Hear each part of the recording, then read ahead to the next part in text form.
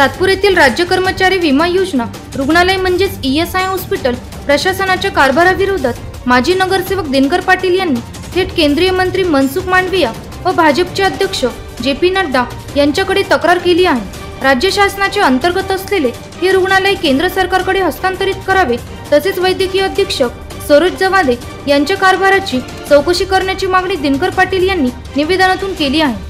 नाशिक जिल्ह्यातील विविध कारखान्यांचे तब्बल 15 लाख कामगारांचे कुटुंबियांसाठी संजीवनी असलेले ESI रुग्णालय मात्र कामगार व त्यांच्या कुटुंबियांसाठी जीवघेणे ठरत आहे। येथील डॉक्टरांवर कुणाचाच अंकुश नसल्याने या ठिकाणी अनेक गोंधळ सुरू आहे। येथील वैद्यकीय अधीक्षक सरोज जवादे तसेच राजश्री जवादे पाटील यांच्या कारभाराची चौकशी करावी। रुग्णालयात क्षुल्लक कारणातून अडवणूक करून कामगारांना छळले जाते। आधार लिंक, स्पेलिंग मिस्टेक, पत्ता बदल अशा क्षुल्लक कारणांमुळे कामगार रुग्णांना वेठीस धरले जात आहे। ESI रुग्णालयाशी टायअप असलेल्या खासगी हॉस्पिटलचे कोट्यावधीचे बिले थकीत असून ही बिल वेळेवर पास होत नसल्याने टायअप हॉस्पिटल कामगार रुग्णालयांना उपचारासाठी नकार देतात।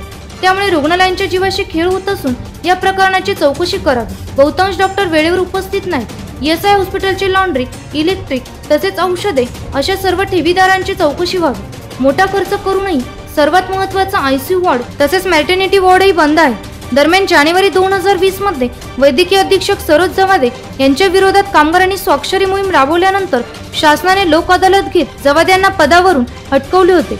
मात्र पुन्हा त्यांचीच या पदावर नियुक्ती कशी करण्यात आली या नियुक्तीची चौकशी करावी असे निवेदनात म्हटले आहे। NCN न्यूज साठी प्रतिनिधी सुनील पगारे, सातपूर।